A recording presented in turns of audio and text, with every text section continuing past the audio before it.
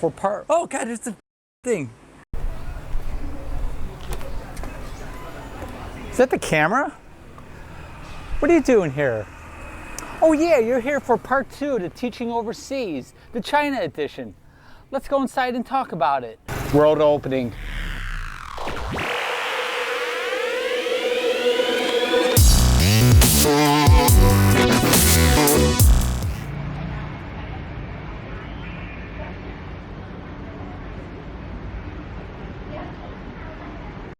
Alright, welcome to part 2 of the Teaching Overseas series. This time, we're in China right now. Click on the link above, I think here, and below for part... Oh God, it's the thing. Look at that thing. Oh man, I'm attached to the camera right now. If I start running, the camera will fall. Oh God, that thing's gonna attack me. Bye, Lily. I'm shooting videos in the jungle at a coffee shop. All right, I got my composure back. Welcome to part 2. God, there's a freaking lizard running around.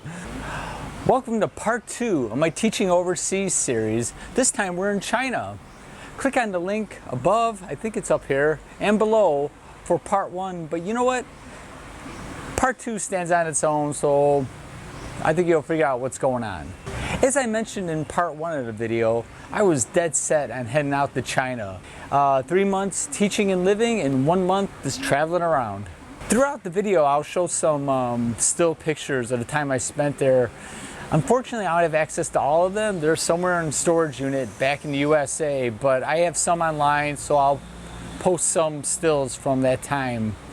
As mentioned before, I went through an organization that placed foreigners with teaching overseas in China and Thailand for 1 month or up to 1 year. The city that they picked for me was this little city in the Shandong province named Binzhou. Actually, you know what? Here's a map. So once contracts were signed and airline tickets were bought, I was on my way to Beijing. I've been to Taiwan before, so I've never been to mainland China. So I was like, oh, mainland China is going to be like the real China. I was wrong. I'm not going to get into the politics and the history of China, but Taiwan never went through the Cultural Revolution like China did. So they kind of lost some of their old ways and some of their culture. When I landed in Beijing, I just planned on being there for a couple of days, and I did all the typical tourist stuff. I went to the Great Wall of China, which I was kind of reluctant, like, oh, it'll just be a total tourist trap. But you know, to be honest, Great Wall of China was pretty damn awesome. I went to the Forbidden City, went to Tiananmen Square. Someone tried to pickpocket me. You know, just the typical scams you hear about at Tiananmen Square. Someone tried to take me to like a tea shop, which is like a huge scam. Like a Tibetan monk came up to me. He might have actually been from Bhutan or something, saying how he was studying at university in Beijing and how the tuition was really expensive. And he's like telling me his hard luck story, but he wanted me to give him money.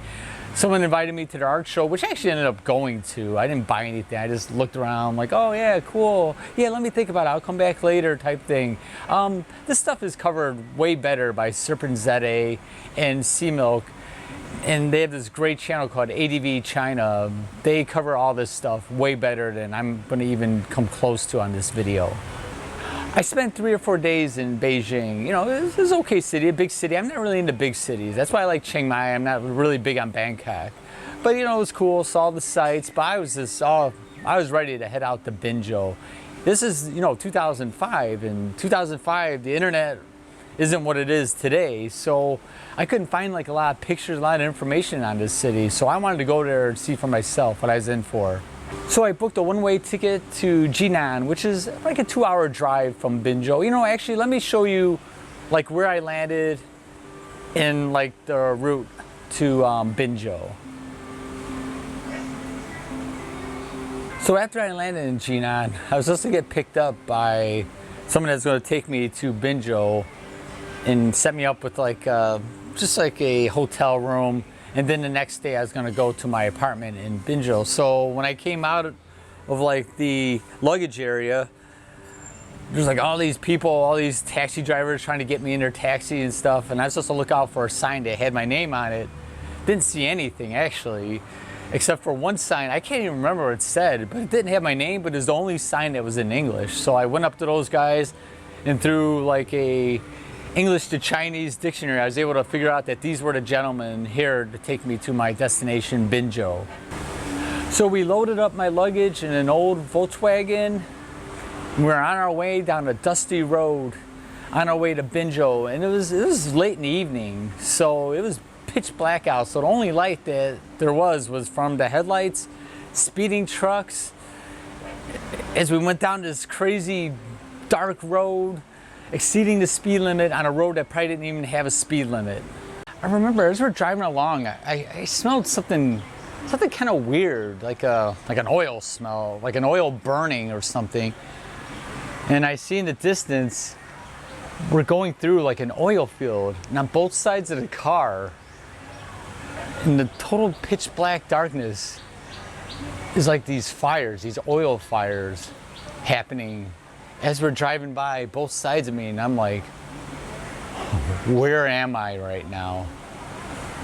Here I am with two strangers in the middle of an oil field in Shandong province. No one back home knows where I am right now. If I disappeared, it would be a mystery. So the one passenger, he remember, he cracked open a beer and he handed it to the driver, and then he asked if I wanted one. I, politely was like, no thank you. I was just so intoxicated with my surroundings. I thought this is where I need to be right at this moment. At the time, it was probably around 10:30 at night. And back home, it'd be 9:30 a.m. and it's a Tuesday. So I was like, okay, if I wasn't right where I am right now, where would I be if I didn't decide to come to China? If I just kept my job, kept the condo as was, just kind of like just stayed, stagnant where I was, what would I be doing right now? And I was like, well, okay, it's a Tuesday, 9:30. I'd probably be sitting in front of my computer, probably looking up stuff about China, wishing I was like seeing China, or I'd be, in the back little coffee area complaining about some project that's due later that week. So, sitting with these two gentlemen as they're drinking a beer,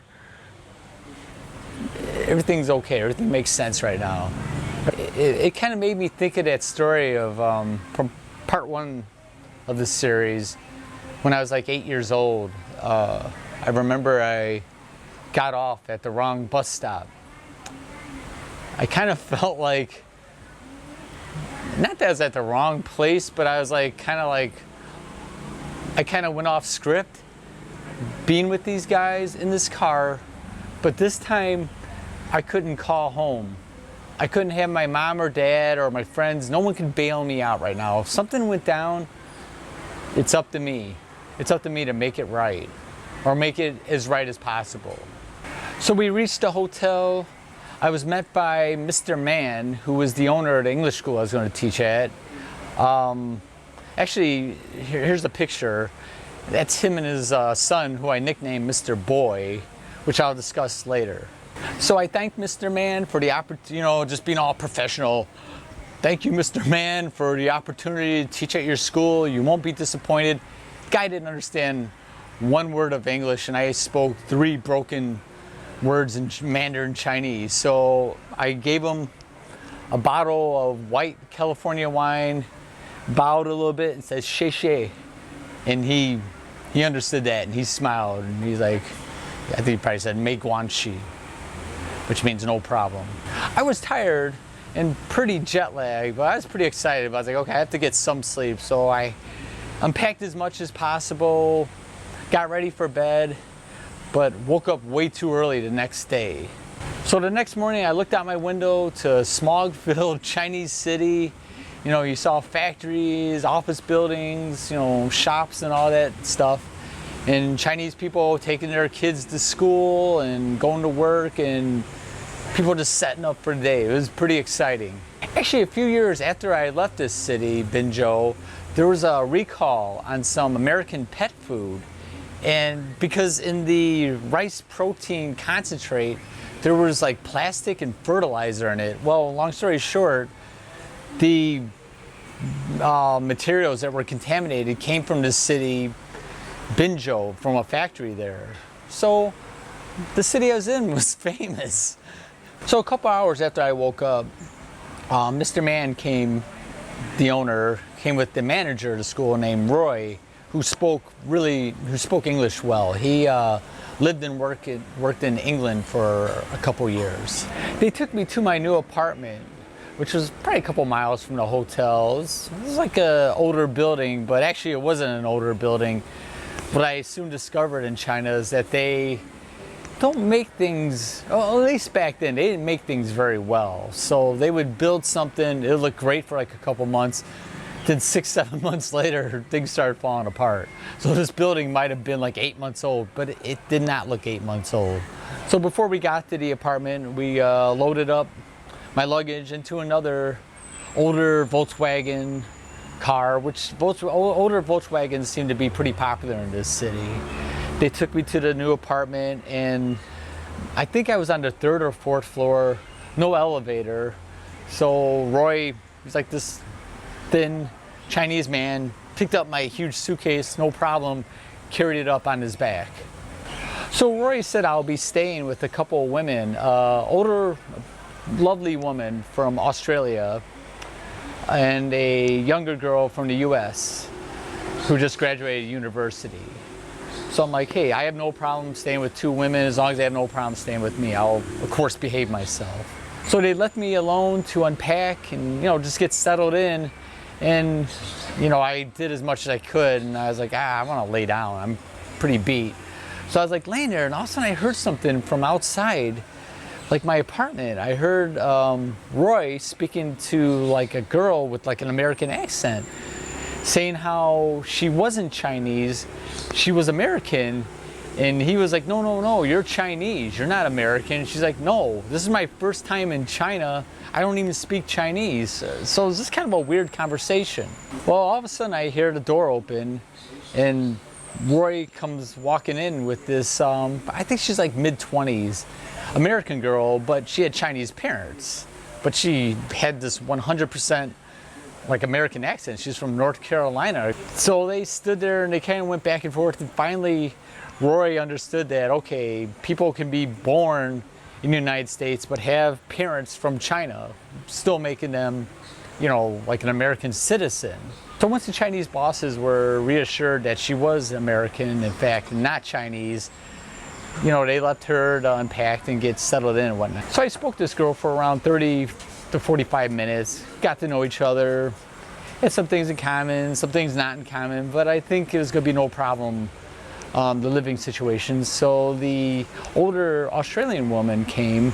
She was probably, I'd say maybe upper 50s, lower 60s, retired.